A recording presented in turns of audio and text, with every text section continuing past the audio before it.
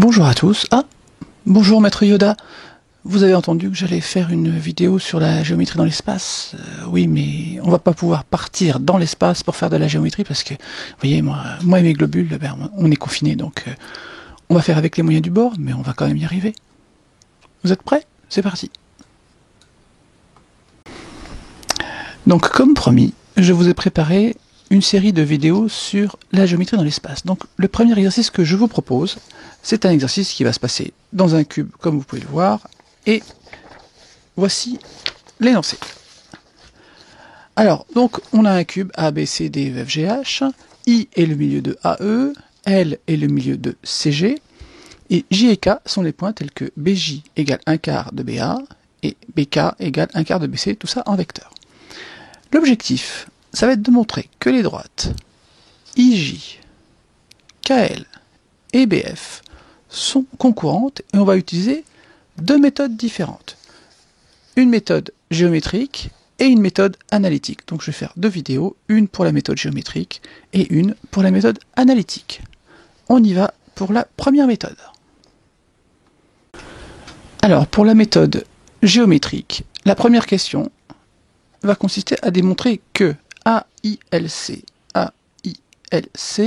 est un parallélogramme. Allons-y, ça ne devrait pas être trop compliqué. Donc on a I qui est le milieu de AE. Donc AI, c'est égal à 1/2 de AE. Première chose. Deuxième chose, L, c'est le milieu de CG. Donc, CL, c'est égal à 1/2 de CG. On a aussi ABCD, EFGH, qui est un cube. Donc les deux arêtes AE et CG sont de même longueur, de même direction. Donc on a AE égale CG en vecteur. AE égale CG. Donc, AI, vecteur AI, est égal au vecteur CL. Eh bien, cette égalité de vecteurs nous permet de dire que AILC est un parallélogramme. Première question facile.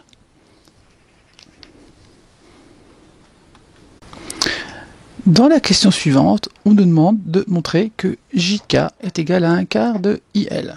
On va le faire en deux temps. On va d'abord se placer dans le plan ABCD. Donc, ABCD, c'est un carré. Je vous rappelle qu'on a affaire à un cube. Donc, je vais replacer les points qui nous intéressent.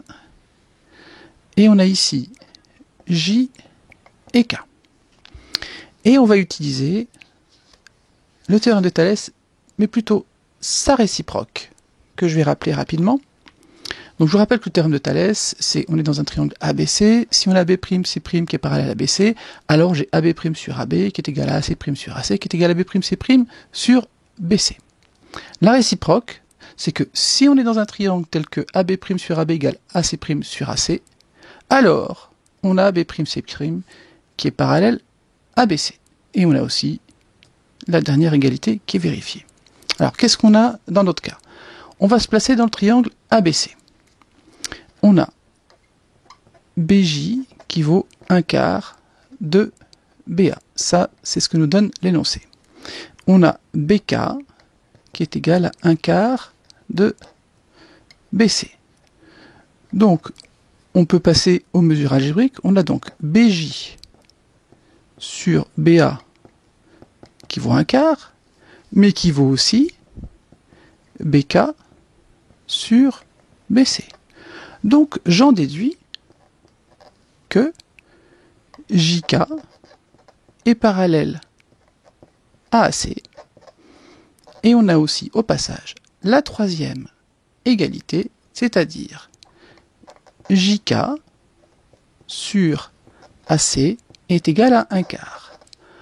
Donc finalement, j'ai vecteur JK, je peux passer au vecteur parce que j'ai d'une part une égalité, un rapport de mesure algébrique et en plus je sais que les droites sont parallèles. Donc vecteur JK est égal à 1/4 de vecteur AC.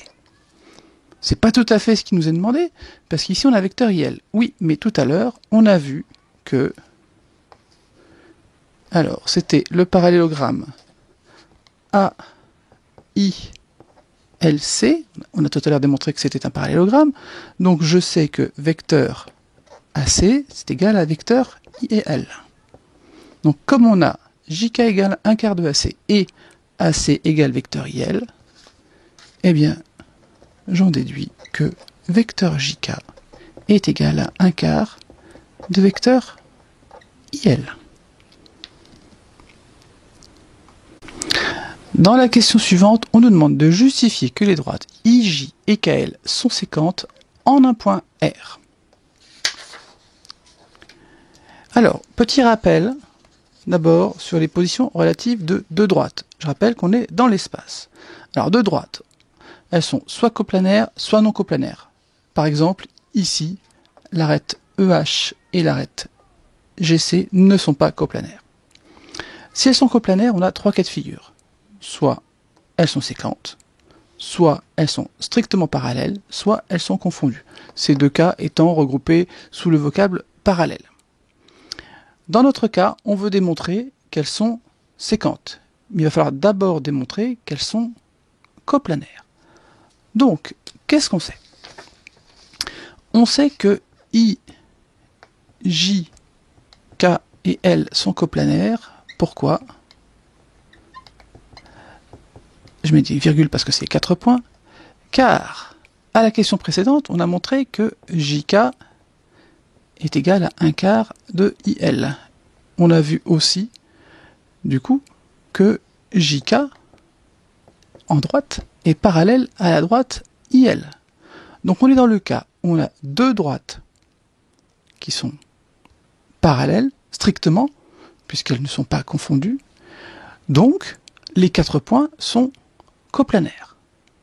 Ça, c'est une première étape. Donc, on a IJ, KL qui sont coplanaires. Maintenant, on va s'intéresser aux droites IJ et KL. Alors, elles pourraient être parallèles, elles aussi. Eh bien, on va démontrer que ce n'est pas le cas. Alors, on va supposer qu'elles sont parallèles.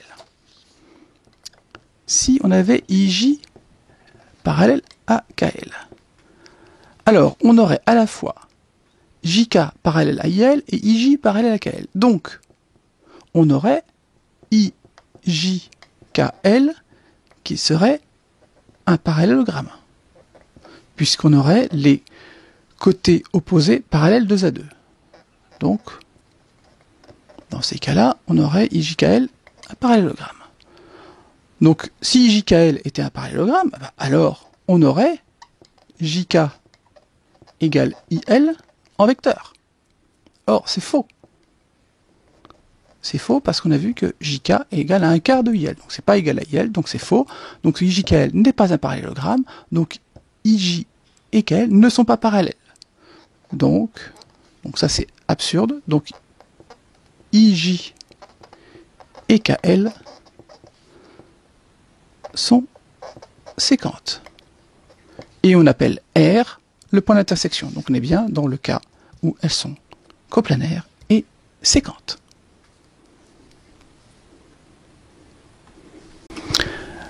Nous poursuivons l'exercice avec la deuxième question.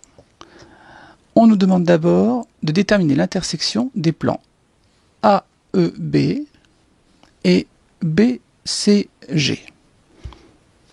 Alors, intuitivement, vous avez compris, on va trouver la droite BF, c'est l'intersection des deux arêtes. On va le démontrer de façon un peu plus rigoureuse. Donc on va quand même rappeler un petit peu la position relative de deux plans. Donc deux plans, ils sont soit séquents, soit parallèles. S'ils sont séquents, c'est selon une droite. Et dans le cas où ils sont parallèles, c'est soit strictement parallèles, soit confondus. Alors la méthode pour trouver l'intersection de deux plans, quand elle existe, donc on va se trouver dans le cas où les deux plans sont séquents, eh bien c'est de trouver deux points qui appartiennent à l'intersection. Et ces deux points constitueront la droite, permettront de trouver la droite qui est l'intersection de ces deux plans. C'est exactement ce qu'on va faire.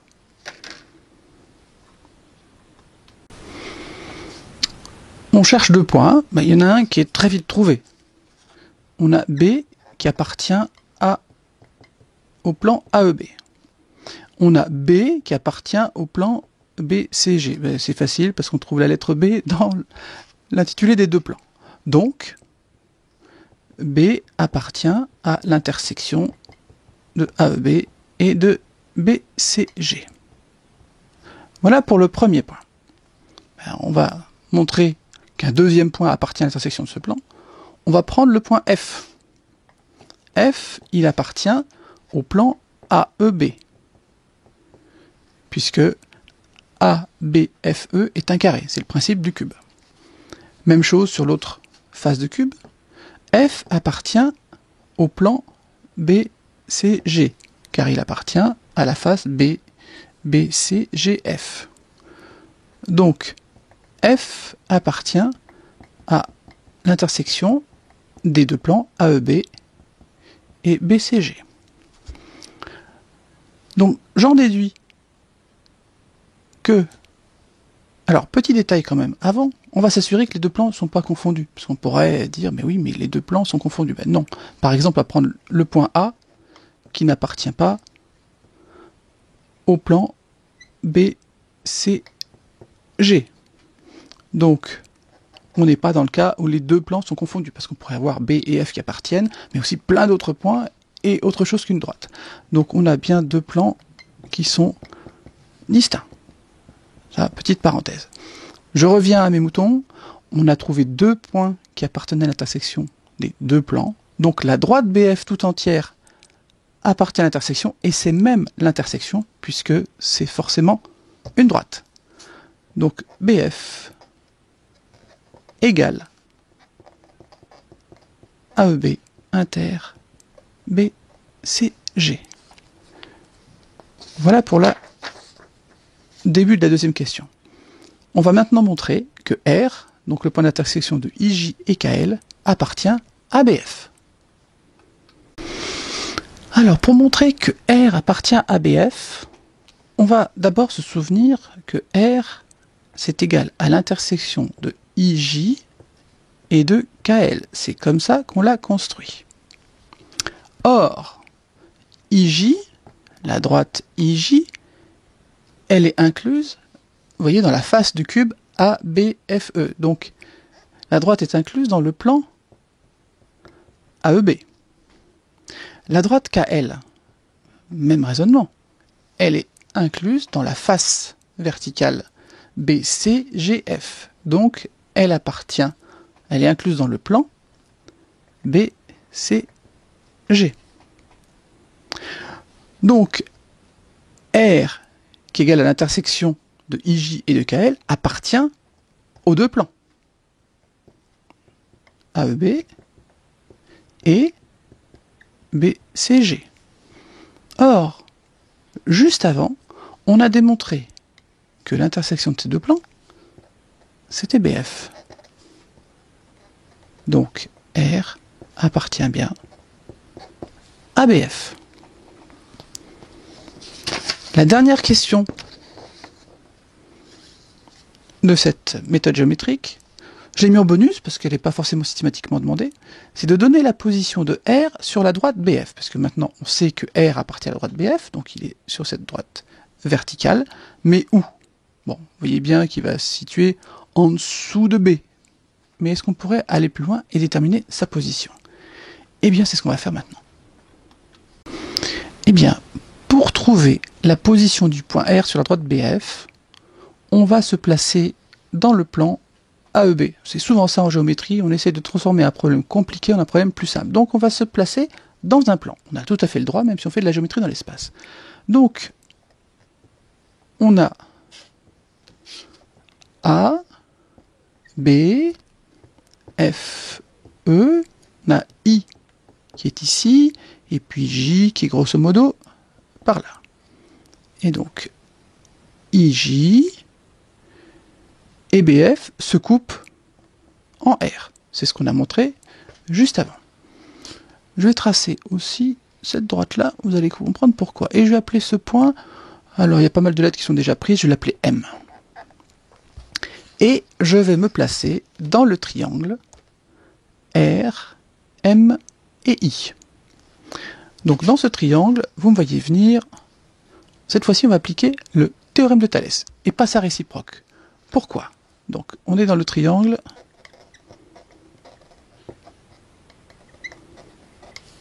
RMI. Donc on a AB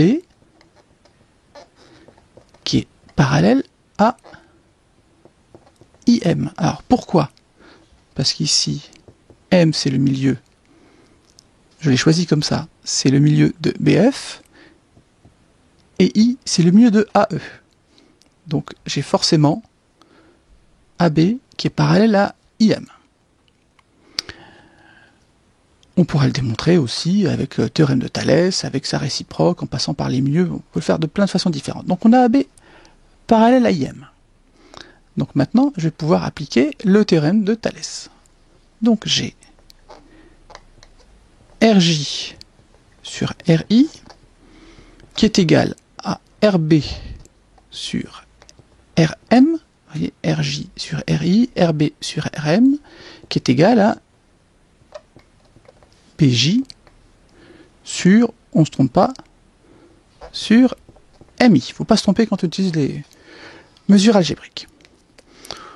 Alors RJ sur RI, ça ne va pas trop nous intéresser, c'est plutôt BJ sur MI qui va nous intéresser. On sait que BJ c'est 1/4, je remets pour mémoire, c'est 1/4 de BA.